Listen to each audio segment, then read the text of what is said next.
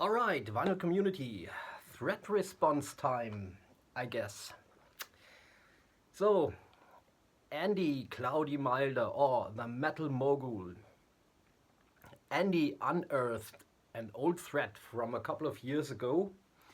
Go watch his video, then you know what it's all about. It's the metal on the Metal Mogul's channel. 10 albums connected. So, the original thread was pick one album and then search for something that is connected to the next one, and then to the next one, to the next one. You could go by band members, for example, but that would be boring. So Andy put a little twist on it, and he chose different links. So it could be the production, who took the band photos, what's on the cover with the X he did with that Lizzie Borden album. Great idea, Andy. Andy did something else. He the last album, so album number 10, was connected to the initial album. So I'm gonna try to do that. I'm doing it a little bit different. I thought about an album and take the album and then branch out connections to other albums and other bands and stuff like that from that one album. So we've got one center point, and then I take several links, and the last link will be,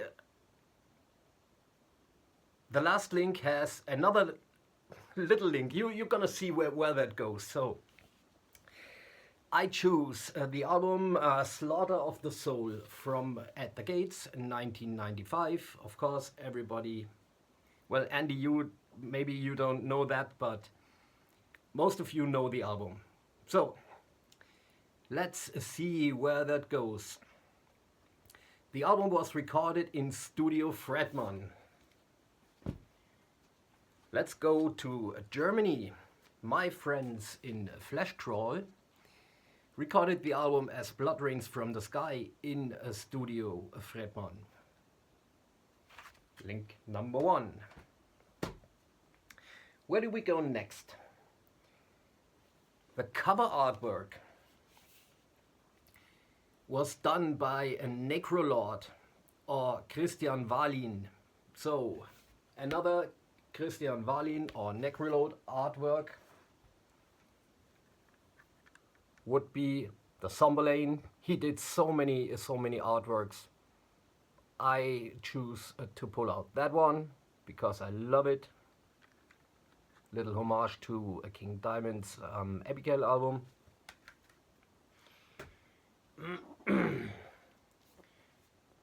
Singer Thomas Lindberg, or Tompa as he's known, he also had a band called The Great Deceiver. So this is more of an alternative hardcore with Tompa's screaming on it. Fun fact, the guitar player in The Great Deceiver is none other than Christian Wallin. So Necrolord plays guitar in that band. I do that because I'm a nerd, but yeah, I'm sorry. So, production. The album was produced by Fredrik Nordström.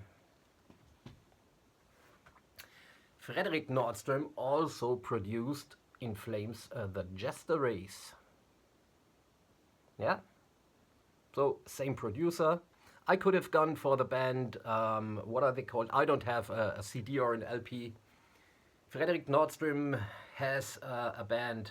They are called blah blah blah of metal. I can't remember that. Look it up for yourself. So, Frederick Nordstrom produced that album. At the Gates are from Göteborg or Gothenburg in Sweden. Another band from Gothenburg. There's so many, but I'll take Dark Tranquility. They are from the same town. Fun connection to the last one, to the In Flames album. In Flames singer is Anders Frieden. Vocals on that debut album is Anders Frieden. Another fun fact, I don't know if you can see that. My album is signed by Mr. Frieden. There you go.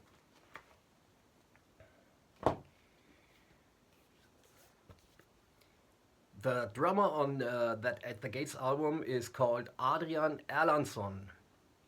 He has got a brother that plays in Arch Enemy now. But Arch Enemy would be the obvious connection, so Daniel Erlandsson, so the brother of the At the Gates drummer, plays on that one, Tragic Idol by Paradise Lost, so there's a connection to Great Britain as well.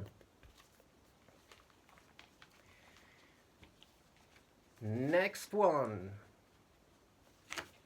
I'm not gonna resleeve that now. Next connection. After the album Slaughter of the Soul, the band broke up in 1996. And 3 of the 5 band members formed a new band. The guitar player, the bass player, and the drummer. After At the Gates breakup, they got together in the band The Haunted. That is the next connection. I did not count, but bear with me. Singer Thomas Lindberg is singing on. No, that would be way too easy. Thomas Lindberg designed a very, very famous logo for another band. Yes, Tompa drew that logo, the old Dark Throne logo. Did you know that? By the way, Panzerfaust is a great album.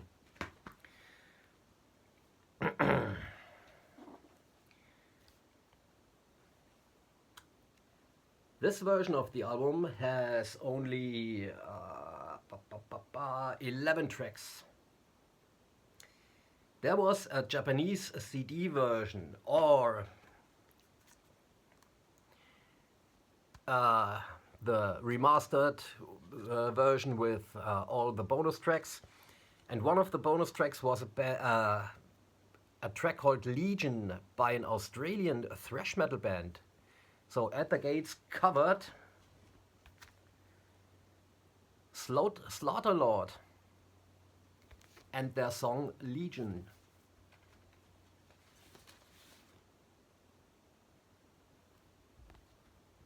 There we go. Last one, and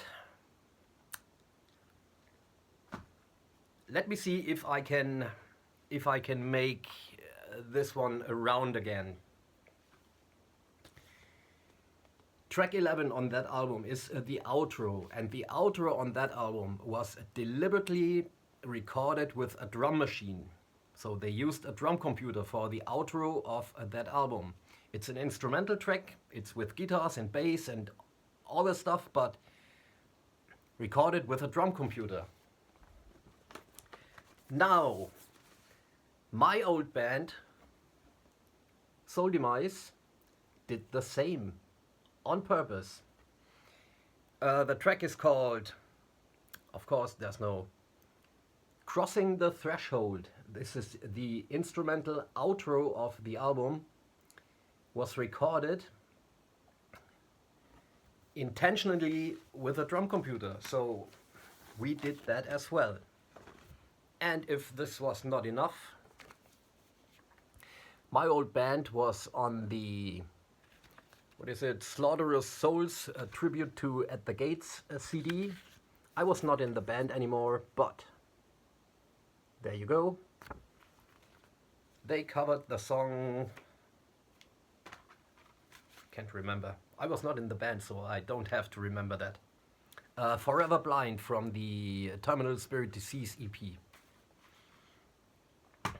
Now, Soul Demise was my band. That is the little connection that I make back to the album. As you all know, I was in a band called Conjuration. I've shown that demo numerous times. On that one, we didn't have a drum kit, so we used everything from buckets to whatever you can bash on. And we used a frying pan as the right symbol, right? Frying pan. The intro on that album, just the few seconds before Blinded by Fear, are frying pans. They bashed on frying pans and pitched them and distorted them, pitched them down and up, and use a flanger and stuff like that. But there's frying pans, as well as on my first demo, or our first demo. There you go. That was fun to do. That took me about, I don't know, 5 to 10 minutes. I hope you enjoyed the video. Go watch Andy's video and try to do a response. Think of that. See you next time. Good night.